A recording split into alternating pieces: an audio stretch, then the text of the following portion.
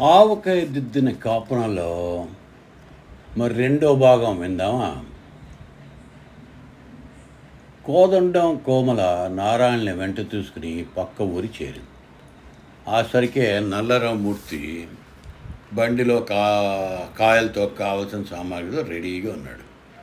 రంగయ్య గారు వీరందరికీ వేరువేరుగా బస ఏర్పాటు చేశారు. సుబ్బమ్మ గారు కోదండం కోమల ఓ గదిలో, వరండా మీద నారాయణ, ఇంకో గదిలో నల్లరామూర్తి ఇలా సెటిల్ అయ్యారు.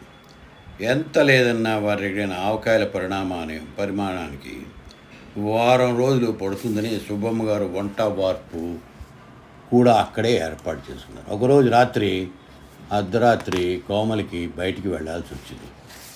తిరిగి వస్తున్నప్పుడు చటుక్కన ఒక మనిషి తన్ని వాటేసుకున్నాడు. భయపడి అరవబోయి వాడిని వదిలించుకుని గదిలో పరిగెట్టి తలుపు వేసుకుని ముసుగు తన్నింది. తెల్లారాక ఆ విషయం మెల్లగా సుబ్బమ్మ గారికి చెప్పింది.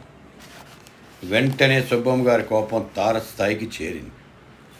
ఎవడరా అంత ధైర్యం నా కోడల మీద చేయి వేయడానికి? పదండ్రా, మన కత్తులు కత్తిపీటలు పట్టుకుని అనగానే తలా ఒకరు ఒక ఆయుధం పట్టుకుని మామిడికాయల్ని తన్నుకుంటూ మండువాలోకి చేరారు. ఏదో గలాబా జరిగిందనుకు రంగయ్య గారు పొరుగున వచ్చారు. అప్పటికే సుబ్బమ్మ గారు అక్కడ చేరిన వాళ్ళని చెడామడా చెరిగేస్తున్నారు.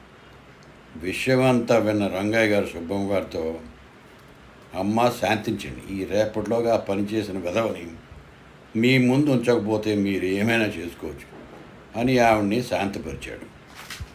ఆ రోజు యథావిధిగా పనులు జరిగిపోయాయి. రాత్రి కావస్తుంది. సుబ్బమ్మ గారి కోడలుకి జాగ్రత్తలు చెప్తున్నారు. అవసరం అయితే తన లేపమని. కోదండరాంకి గాబరాము. రేపు రంగయ్య గారు ఎవరిని చెదగబాతారని మెల్లగా వెళ్ళి సుబ్బమ్మ గారికి సౌంగి చేసి బయటికి రమ్మన్నాడు. కోమల ఏదో సర్దుకుంటున్నారు. సుబ్బమ్మ గారు బయటికి వచ్చి, ఎందుకురా కోదా పిలుస్తున్నావు అన్నారు. కోదండం ధనస్సులా వంకలు తిరుగుతూ, అమ్మ మరి ఆ సంగతి పెద్దది చేయకు, అలా చేసింది మరీ అని అంటూ ఆగాడు. చెప్పరా, భయం లేదు, ఎవరో చెప్పు అన్నారు సుబ్బమ్మ గారు. అది నేనే అంటూ గబుక్కన సిగ్గుతో బయటికి వెళ్ళిపోయాడు. సుబ్బమ్మ గారు అవాక్కయ్యారు. తను చేసిన తప్పు తెలిసింది. ఇన్నాళ్ళు ఆవకాయ గొడవలో పడి కొడుకు కోడలు అచ్చట ముచ్చట గురించి ఆలోచించలేదు. రంగయ్య గారికి చెప్పాలి మరి ఈ విషయంలో ముందుకు పోవద్దని. తనకి వేరే గది ఏర్పాటు చేయమని అడగాలని అనుకుంటూ రంగయ్య గారి ఇంటి వైపు నడిచింది. ఈ కథ మీకు నచ్చితే తప్పకుండా మీ బంధుమిత్రులందరికీ షేర్ చేయండి. మాకు ఈ కథకు ఒక లైక్ ఇవ్వండి.